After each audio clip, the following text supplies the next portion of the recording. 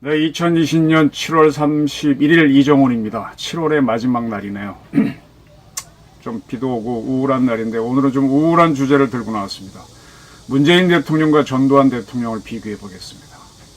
그리고 지금의 슈퍼 여당이 있는 국회를 전두환 정부 초기에 만들었던 국가보위 입법회의와 비교해서 지금의 사태를, 지금의 상황을 제가 아는 대로 설명을 드리겠습니다. 전두환 정권 싫어한다면서 전두환 정권 방식을 닮아가는 민주당 정권을 우려한다. 이게 제 오늘 들고 나온 주제입니다. 그리고 또 하나 던지는 거는 옥토버 서프라이즈. 10월의 깜짝쇼. 10월 위기, 서프라이즈를 위기라고 할 수 있는, 어쨌든 옥토버 서프라이즈에 대비하지 않고 거꾸로 가면 이겁니다.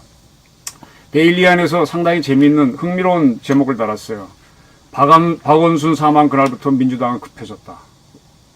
유정회 때나 볼 법한 백주 대납 기습 처리. 유정회 박정희 정부가 10월 유신하면서 유정회 국회의원을 전체 국회의원의 3분의 1을 차지하게 하고 또 민주공화당 의원들이 또 다수를 차지하니까 항상 국회는 절대 과반수가 여당이죠. 그러한 국회를 만들어 놓고도 날치기 통과로 마구 법을 통과시켰던 그때나 볼 법한 사태가 지금도 벌어지고 있다. 민주당 국회에서. 청문회나 상임위원은 열 필요가 없죠. 그냥 통문회잖아요. 통문회. 뭐 청문회 열어서 아무리 뭐 밝혀봐야 마음대로 장관, 국정원장 임명하니까. 또 상임위 열어봐서 아무리 다퉈봐야 소용없고 다 통과시키니까 통임위원회가 되었습니다. 저는 문재인 정부가 촛불 시위를, 박근혜 정부 말기에 했던 촛불 시위를 촛불혁명으로 주장하는 걸 보면서 저래도 되나 하는 우려를 많이 해왔습니다. 그리고 4.15 총선과 박원순 시장 사망 이후 혁명 직후에나 쿠데타 직후에나 볼 수 있는 입법 독재를 시행하고 있다고 봅니다. 상임위원회에서 기립 표결로 민주당이 자기네 원하는 법안을 통과시켰죠. 그리고 본회의에서 통과시켜서 임대차법 2개 법안을 속전속결로 통과시켰습니다. 그리고 그와 지금 막 벌어지는 일들이죠. 그 다음에 안보의 사축인 국정원, 경찰청, 기무사, 검찰을 동시에 개편하는 시도를 합니다. 이렇게 안보를, 하나하나 고쳐나가도 큰 위기가 올 수 있는데 이렇게 동시에 한 번에 고쳐도 되나요? 그 이전에 군도 마구 흔들어 놨는데. 자, 설명드리겠습니다. 국정원법 개정도 하지 않고 국정원을 대외안보정보원으로 개편하겠다, 이런 발표를 했습니다. 좋습니다. 그리고 이미 우리 기무사는 법이 아니라 대통령령을 토대로 했기 때문에 대통령령을 개정해서 기무사는 이미 군사안보지원사로 개편해 놓았죠. 그리고 경찰청법을 바꾸지도 않고, 앞으로 바꾸겠죠. 슈퍼여당이 있으니까는 쉽게 바꾸겠지만, 그렇게 해서 경찰청을 경찰청과 국가수사본부 또 자치경찰로 바꾸겠다는 게 이 정부의 의지입니다. 또 검찰청법은 아직 개정하지 않았는데 그걸 개정해서 검찰 수사권을 대폭 축소하겠다. 네. 그렇게 만들겠다. 그리고 과거 권위주의 정권 때 치안본부의 사직동팀이라고 있었죠. 이게 나중에 경찰청의 특수수사대가 됐는데 그러한 사직동팀을 연상시키는 공수처를 신설하겠다. 이건 뭐 법이 통과됐으니까 그거 후속법을 만들면 되는 거죠. 이렇게 안보의 사축을 동시에 바꾸는 시도를 하고 있습니다. 그런데 제가 하나하나 문제점을 제기하겠습니다. 국정원을 대외정보만 하는 대외안보정보원으로 개편한다면 좋습니다. 그러면 국내 정보는 누가 합니까? 물론 경찰도 하지만 경찰과 다른 차원에서 국내 정보를 할 그런 걸 이제 나라에 따라서는 비밀경찰, 국내정보기관 얘기하는데 그거는 어떻게 할 겁니다. 거기에 대해서는 전혀 이 정보는 언급을 안 하고 있어요. 검토를 하고 있는지 모르겠습니다만. 이건 뭐예요? 이건 국민들의 영합하는, 국민의 인기를 노리는 걸로 보이는데 인기 노리다가 대한민국이 무너집니다. 자, 그런데 이 경찰을 셋으로 쪼개겠다고 했습니다. 네? 그대로 경찰청을 두고 수사만 전문으로 한 국가수사본부, 그 다음에 교통이나 이런 거는 지방자치단체장이 주의권을 갖는 자치경찰로 만들겠다. 이렇게 경찰을 쪼개면서 우리 경찰청을 국내 정보를 하는 미국의 FBI나 러시아의 FSB, 또 중국에서는 그걸 국가보안부라고 그러죠. 그것처럼 만들겠다는 걸 거짓말이죠. 쪼개놓고 무슨 이걸 만들어요. 경찰청이 합니까? 국가수사본부가 합니까? 자치경찰이 합니까? 속아 웃을 소리지. 쪼개면서 FBI, FSB 국가안보부를 만든다는 건 거짓말입니다. 자, 미국은요, 제가 정보기관에 관심이 있어서 16개 국가정보기관이 있습니다. 그런 것들이 각각 독자적으로 자기의 상위 부서나 대통령에게 정보 보고를 하다 보니까 정보 통합이 안 됩니다. 그래서 9.11 테러를 당했다고 보고 그 각각의 정보기관이 생산한 정보를 통합 운영하기 위해서 DNI, 디렉터 오브 내셔널 인텔리전스를 만들었습니다. 대한민국은 DNI가 없어요. 근데 국정원이 모든 국가정보기관을 다 통제할 수 있었고 지휘할 수 있었기 때문에 DNI 역할을 했습니다. 근데 이런 국정원을 대외 정보만 하는 대외 안보 정보원으로 개편하면 전체 정보기관을 통솔할 기관이 없어집니다. 그럼 누가 DNI 역할을 할 것인가? 여기에 대해서 전혀 이 정부는 검토가 없는 걸로 보입니다. 아무 언급이 없습니다. 그러니까 수상하다는 겁니다. 국가안보를 허물 수 있다. 자, 기무사의 본질에 대해서 말씀드리겠습니다. 기무사는 왜 만드느냐? 미국도 육군의 안보 보안사령부, 우리말로 지으면 보안사가 있죠. 예, 다 육해공군이 다 있습니다. 기무사가 하나 핵심 역할은 뭔가 하면요. 군 지휘관이 총을 들고 있는 군 지휘관이 쿠데타를 일으키는 걸 막는 겁니다. 두 번째로 국내 정보가 새는 걸 막는 거고요. 그래서 그 쿠데타를 막는 거를 대전복이라고 합니다. 쿠데타를 전복이라고 하니까 그걸 막는 대전복을 하는데, 그래서 주요 지휘관들을 감시하고 미행하고 전화를 감청하는 겁니다. 근데 이 정부가 군사안보지원사를 만들면서 이 대전복 기능을 확 줄였습니다. 이렇게 되면 이 대전복 기능을 한 것 때문에 군 지휘관들은 기무사를 매우 싫어했는데, 이 기능을 죽여버리면은 지휘관들은 엉뚱한 생각을 할 수 있습니다. 왜 이걸 죽였죠? 이게 민주주의인가요? 민주주의 막는 게 쿠데타를 막아야 민주주의 아닌가요?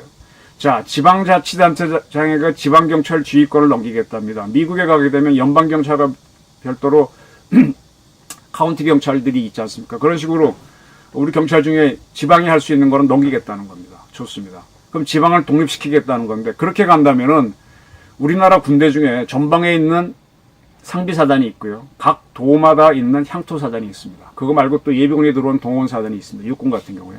그럼 향토사단은 우리 도지사들한테 지휘권을 주는 게 맞죠. 수도방위사령부는 서울시장한테 주는 게 맞죠. 미국은 주지사들이 우리 향토사단이 해당되는 게 주방위군인데 그걸 지휘권을 갖고 있습니다. 통수권을 주지사가 갖고 있습니다. 그게 진정한 지방자치입니다. 줘야죠. 근데 그건 왜 안 주나요?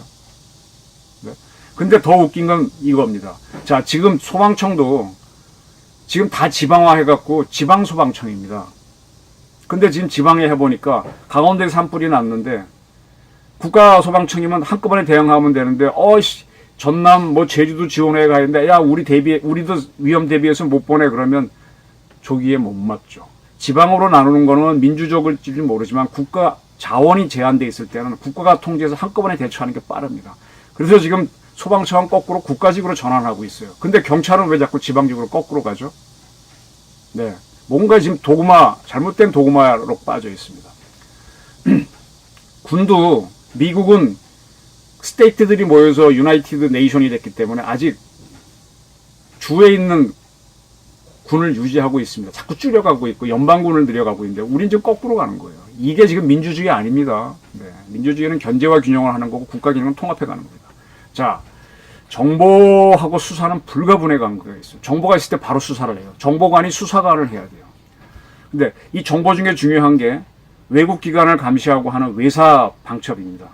외사도 바로 수사를 할 수 있어야 되거든요. 그래서 정보하는 사람이 수사권도 가진 경우가 많은데, 지금 이 정부가 나누겠다는 걸 보게 되면 정보를 하는 거는 경찰청이 그대로 할 것 같고 수사는 국가수사본부가 맡길 것 같아요. 정보와 수사를 나눠놓으면요, 이게 무슨 소리인지 나는 모르겠어요. 누구 좋으라고 이렇게 개혁을 한다는 겁니까? 자치경찰 떼어내는 것도 그렇고, 수사와 정보를 분리한다?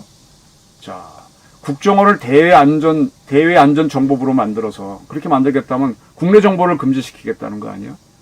그럼 국내 정보를 경찰이 하라는 건데, 경찰은 경찰청에서 할 걸로 보이는데 또 그중에 정보경찰은 축소시키겠대요, 이 정부가. 이렇게 하면 뭐예요? 이적행위로 보이는 거죠. 적들이 마음대로 대한민국을 휘잡고 다니도록 만드는 거죠. 우리가 감시해야 될 대상국가 중에는 미국과 일본도 들어갑니다. 아무리 중국도 들어갑니다. 그 자들이 뭐 하는지 어떻게 합니까? 외사정보를 강화해야 되는데 정보경찰을 줄이고 또 하나는 그 국내 외사방첩하고 정보활동을 하는 국가정보원은 해체로 갑니다. 이거 이상한 거잖아요. 네? 정보경찰을 줄인 경찰청만으로 이걸 할 수 있다고 봐요. 그리고 기무사도 이미 기능을 줄여놨는데, 대전복만 줄였나요? 방첩도 줄여놨는데. 그렇게, 그 기무사와 국정원과 경찰이 제대로 돌아갈 때도 청와대에서 나온 걸로 보이는 정보는 이부로 넘어가고 있었는데, 저는 상당히 이런 시도를 수상하게 봅니다. 대공수사는 특히, 그 중에서도 중요한 게 대공수사인데, 정보와 수사는 같이 가야 되는데, 국정원에 갖고 있던 대공수사 기능과 경찰청의 대공 기능을 보안이라고 그러지 않습니까? 그 두 기구를 합쳐서 경찰청에 두겠다는 것 같은데 이 정보 활동과 수사는 같이 가야 되는데 이 대공은 특히 정보 수사가 같이 가는데 이 대공 수사를 합친 기능을 경찰청에 둘 겁니까? 국가수사본부에 둘 겁니까? 여기에 대한 철학과 방침도 없이 덜렁 나눠놓고요. 국가수사본부에 둔다? 그럼 정보는 못하게 할 겁니까? 이거 이 정부가 답해야 됩니다. 그래서 이러한 검토 없이 마구 수사 정보기관을 쪼내는 국가안보의 4대 기관을 한꺼번에 손대는 것은 심각한 이적행위라는 게 저 기자 이정훈의 판단입니다. 자, 그리고 또 하나. 검찰을 지금 굉장히 지금 손을 보고 있지 않습니까? 그래서 기소 전문기관, 수사는 못하고 기소 전문기관으로 축소시키겠다는 건데, 그렇게 보이는데, 그러려면 경찰에 보다 많은 수사권을 줘야 되죠. 경찰 수사권을 다 넘기고 미국처럼 기소는 검찰만 하게 제한해야 되는데, 그렇게 검찰을 줄이면서 수사와 기소를 모두 하고 정보까지 할 수 있는 공수처를 만들겠다 그래요. 이 공수처는 결국 지금 검사들 위주로 만들 거니까 또 하나의 검찰입니다. 이건 뭐예요, 이건? 네? 근데 공수처는 누가 지휘합니까? 대통령이 직접 지휘할 수 있잖아요. 그럼 이게 뭡니까? 과거 박정희 정부 때 있었던 치안본부 사직동 팀이잖아요. 그 사직동 팀은 기소권은 없었지만 청와대 하명사건, 특명사건을 직접 수사했잖아요. 바로 청와대 특명사건을, 하명사건을 수사하고 기소까지 할 수 있는 가장 강력한 통제기관을 만들겠다. 이게 북한식으로 얘기하면 국가보위부를 만들겠다는 거죠. 저는 매우 위험한 독재 발상이고, 다른 권력기관은 다 무너뜨려서 국가를 무너뜨리면서 권력은 국가 권력은 강화하겠다. 이렇게 참 이상하게 보입니다. 권력 괴물을 만들고 있어요. 공수처를 만드는 거. 민주주의 하자고 하는 정권. 참으로 이상한 개혁입니다. 그래서 그 의도가 참으로 수상하게 보입니다. 자, 176석을 차지한 거대 야당이 지금 3석의 비례대표를 가진 열린민주당과 합당을 검토하고 있어요. 합쳐서 뭐가 좋은가요? 결국은 개헌을 해서 연방제를 토대로 한 통일을 시도하겠다는 걸로 보이는데, 자, 북한을 지금 가만히 보세요. 이번에 종전선언이라도 자기는 핵무력 완성을 선언하면서 이게 뭐예요? 우리 건들지 마라. 우리 독립해서 있겠다 이거잖아요. 우리하고 통일 안 하겠다는 거잖아요. 그리고 만약 통일을 한다면 북한 중심으로 통일하겠다는 건데, 지금 이 정부가 하는 거는 우리를 자꾸 지방화 쪼개가지고 북한도 하나의 지방으로 들어오라는 것 같아요. 그런 지방으로 북한이 들어올 거로 보여요. 우리가 북한에 하나의 뭐로 들어가길 바라지. 우리를 구성하는 정당원들, 민주당 같은 정당원들이 하나의 남북 연석회의에 들어오는 하나의 사회단체로 들어오라는 것이죠. 우리 국민들은 애초부터 거론 대상도 안 되는 것이고. 저는요, 역사 공부를 하면서 이 지방을 자꾸 키워주게 되면 국가가 무너지는 걸 여러 차례 봤어요. 가장 대표적인 게 당나라입니다. 당나라가 절도사의 난으로 망합니다. 절도사들이 강력한 군권을 가진, 그쪽에 지방 반란을 잡는다는 이유로 강력한 행정력과 군권을 가진 절도사들을 보냅니다. 절도사들이 그걸 하다가 나중에 힘이 세지니까 들고 일어납니다. 그래서 당나라가 무너집니다. 후한이 무너지는 것도 결국은 지방의 반란입니다. 유비와 손권, 조조가 다 지방 세력에서 일어난 거잖아요. 이 자꾸 지방을 키우는 이 정부가 참으로 이상해요. 그 자치권을 올려줬을 때 지방을 하나로 북한이 들어와서 연방제 통일이 된다? 네버. 역사는 그 반대로 갑니다. 쪼개집니다. 전 도대체 민주당이 바라는 통일이 제가 공부한 한으로는 이해 못합니다. 이건 매우 수상합니다. 자, 촛불혁명을 운운해온 민주당이 4.15 총선에서 압승하자 진짜로 혁명을 했다고 착각하고 있는 걸로 저는 보이는데, 그것이 혁명을 한 세력들이 자기네가 원하는 법을 마음대로 만들기 위해서 입법기관을 만들잖아요. 국회를 통법부로 만들거나 국회를 무력화시켜서 자기 마음대로 만들어서 기구를 만들어 운영하는데, 지금 이 통법부가 된 국회하고 슈퍼여당이 있는 전두환 정부가 만들었던 입법규가 비슷하다는 설명을 드리겠습니다. 우선 저는 박정희하고 전두환을 제가 공부한 걸 토대로 설명드리겠습니다. 박정희는 혁명을 했다고 떠들었어요. 전두환 씨는 혁명을 했다는 얘기를 거의 안 했습니다. 저는 못 본 걸로 기억합니다. 근데 문재인 대통령은 촛불 혁명을 여러 차례 얘기했어요. 진짜 혁명했나? 그리고 저는 쿠데타 혁명을 조금 다르게 정의합니다. 박정희 소장은 5.16 구수혁명을 하겠다 그랬고 혁명을 한 이후에 국가재건 최고회의를 만들어서 권력을 장악했습니다. 그런 다음에 자기가 군복을 입고 나와서 민정으로 이양하면서 민간 대통령으로 되면서 끌고 나갔어요. 그걸 이제 민간 옷을 입었음에도 불구하고 우리는 군부 독재라고 그럽니다. 5.16은 분명히 정권 장악을 목표로 했으니 전형적인 쿠데타로 권력을 잡은 게 맞아요. 그리고 그 이후에 한국의 산업혁명 또 이력을 발전시킨 걸 보게 되면 저는 혁명으로 봐도 무난하다고 봅니다. 네, 이걸 인정하지 않는 게 민주당 정권이겠죠. 좋습니다. 저는 전두환 소장이 그 당시 할 때 보안사령관이었는데 그 사람은 쿠데타 할 의지가 없었다고 봅니다. 혁명은 더더군다나. 다만 그 사람이 했던 거는 11.6 사건의 현장 옆에 있었던 정승화 계엄사령관을 체포했습니다. 그게 12.12 사태죠. 근데 그걸 본 다수의 세력들이 와 군부가 일어났으니까 쿠데타구나 하고 바짝 엄투를 일으면서 권력을 헌납한 거죠. 그래서 스스로 일종의 유사 쿠데타를 일으켰다고 봅니다. 그리고 국보위를 만들면서 일종의 국가재건 최고위에 비슷한 권력기관을 만들면서 서서히 쿠데타로 가는 거죠. 그리고 민정으로 이양하고 난 다음에 정의사회 구현이라는 목표를 내걸고 혁명적인 어떤 시도를 했다고 봅니다. 저는 유사 쿠데타, 유사 혁명이라고 봅니다. 근데 5.16과 12.12의 공통점은 독재를 했다는 게 있습니다. 이 정부도 상당히 독재를 하고 있죠.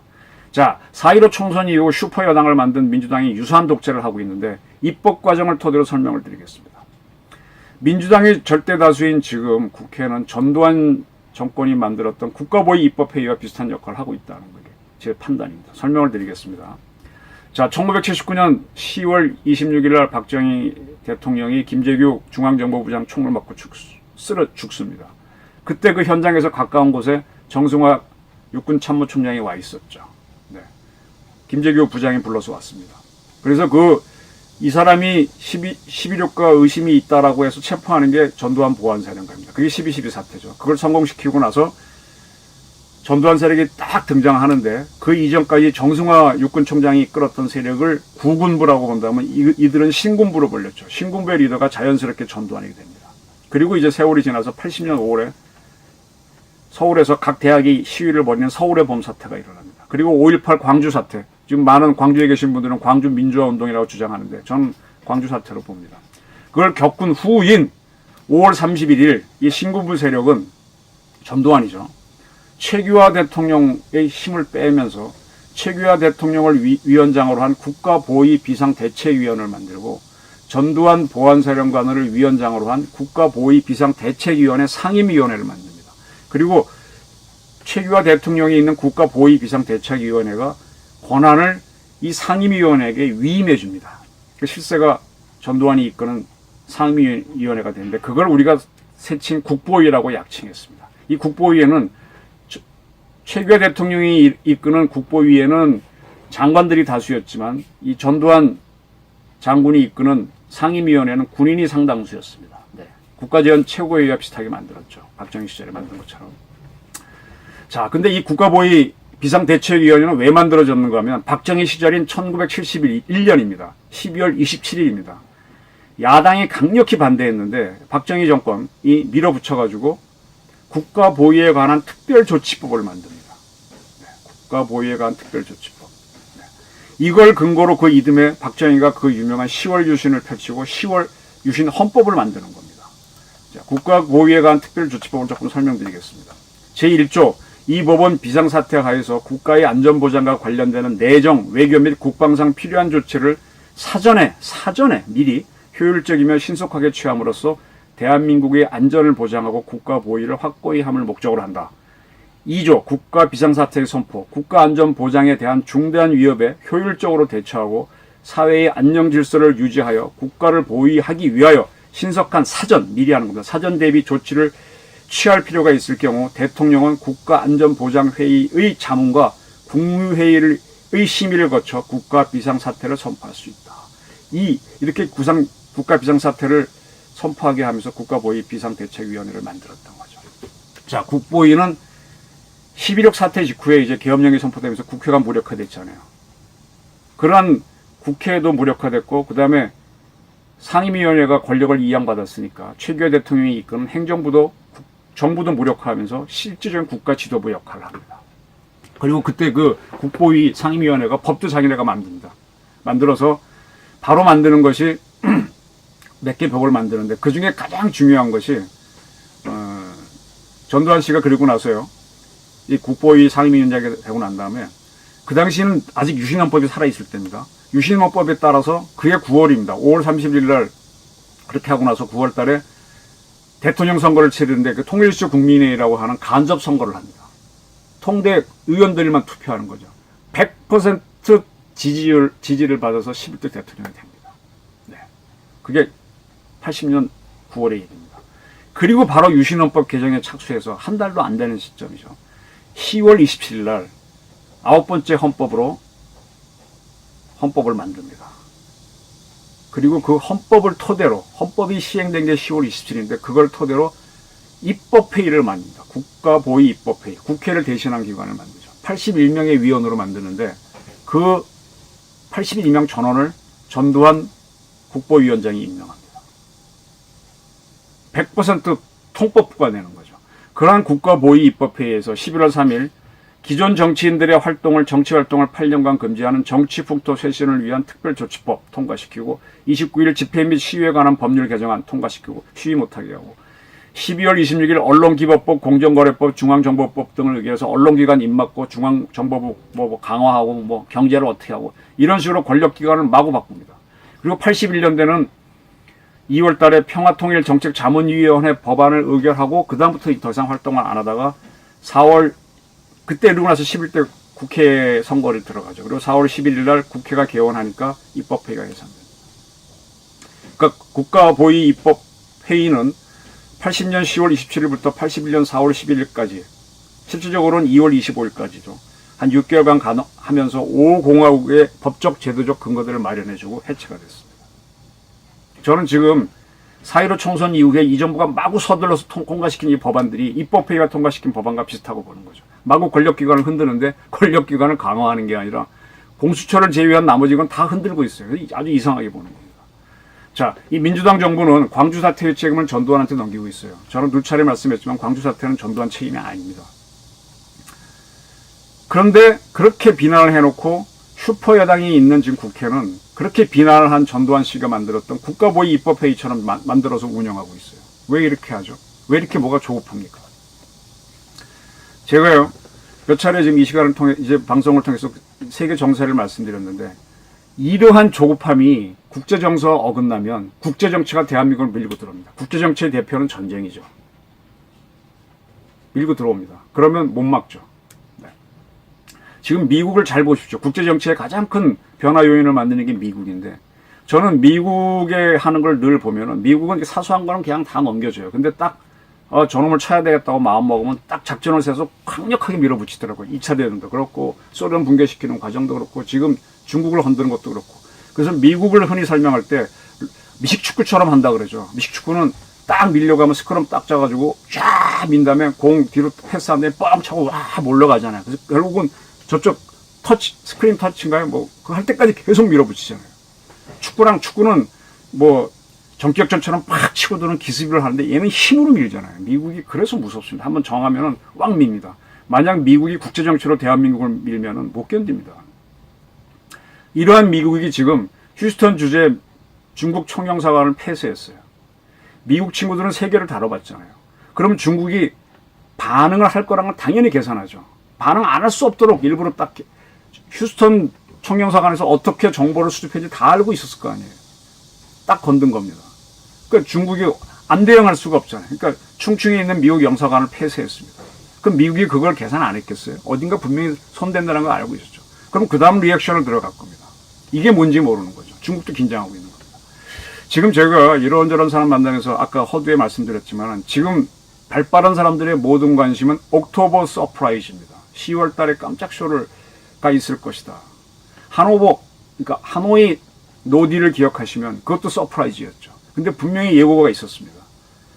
그 직전에 제가 이 방송에서 여러 차례 말씀드렸지만 트럼프가 그랬습니다. 나의 친구 아베가 나를 노벨스 평화상 후보로 추천해줬다.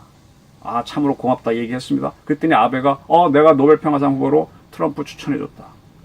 그랬더니 그 이전에 제가 어떤 보도를 했는가 하면 우리나라 대한민국 정보기관들이 미국에 가서 트럼프가 노벨 평화상을 받도록 바람을 넣고 있다. 남북관계가 잘 되도록 해가지고 노벨 평화상 받아라. 그랬더니 트럼프가 거기에 응답이라 하듯이 아베가 날 추천해줬다. 아베는 내 추천했다. 이렇게 나왔어요. 그 다음에 우리 문재인 대통령이 트럼프랑 통화하면서 하노이 미국 정상회담 전에 미국 간에 합의만 해주면 남북 계약을 다 떠맡겠다 그랬습니다. 우린 될 줄 알았죠. 하노이에서 타협이. 그런데 어떻게 했어요? 볼턴 회고록 그 일이 일어난 그 방에 보게 되면 볼턴이 이거를 노딜로 해라라고 얘기했더니 그렇게 싫어한다고 한 볼턴 말을 듣고 레이샤비크 회담, 레이건이 고르바초프 만나갖고 그냥 회담 결렬시킨 것처럼 딱 나와갖고 동시에 남북한을 깜짝 놀라게 만들고 북한을 지금 바보로 만들어 버렸지 않습니까? 그게 미국입니다. 그러게 하노이 서프라이즈처럼 옥토버 미국 대통령 선거를 한 달 앞둔 시점에서 깜짝 쇼를 트럼프가 할 수 있다. 왜냐? 트럼프는 현재 지금 민주당 후보한테 지금 형식상으로는 지고 있습니다. 나온 거. 그래서 그걸 뒤집고 확실한 당선이 하기 위해서 뭔가 준비하고 있다. 그게 북한이 될 수도 있고 중국이 될 수도 있고 다른 나라가 될 수도 있다. 이미 중국은 건드려 놨어요. 북한도 지금 굉장히 군사적으로 압박하고 있습니다. 그리고 제가 아는 한 지금 쭉 만나보게 되면 이번에 아베 어느 한 민간 단체에서 아베로 보이는 남자가 소녀상한테 절하는 걸 만들었지 않습니까? 굉장히 스시 일본 관방장관이 반발하고 그랬는데 지금 아베는요 개인적으로 문재인 대통령을 손을 보겠다고 벼르는 걸로 알고 있습니다. 일본 사람들 만나보면 아주 그 뜻을 상당히 알려주면서 한국 좀 애먹을 수 있다는 얘기를 많이 하는데 지금 참고로 제가 말씀드리면 지금 일본에 한국에 와 있는 많은 일본인들이 굉장히 통화에 조심하고 있습니다. 정보 조심을 하고 있습니다. 일본이 어떻게 움직이는 걸 이미 알고 있다는 얘기죠. 움직이고 있다. 징용 판결 이후부터 확 달라졌습니다. 그리고 폼페이오는 지금 공개적으로 한국은 미국 편을 들라는 요구를 했어요. 그리고 미국은 미사일 사거리를 연장해 주겠다는 말까지 흘리고 있습니다. 무제한 미사일 개발도 해줬고 탄도 중량 이런 것들은 다 중국하고 싸우라는 뜻이잖아요. 미국 편을 들라는 거잖아요. 그런데 지금 문재인 대통령은 박지원, 이인영 이런 사람 북한하고 통할 수 있는 사람들을 임명했습니다. 국제정치를 만드는 건 미국인데 미국은 북한, 중국과 대립으로 가는데 거기가 통하겠다는 사람들을 만들었어요.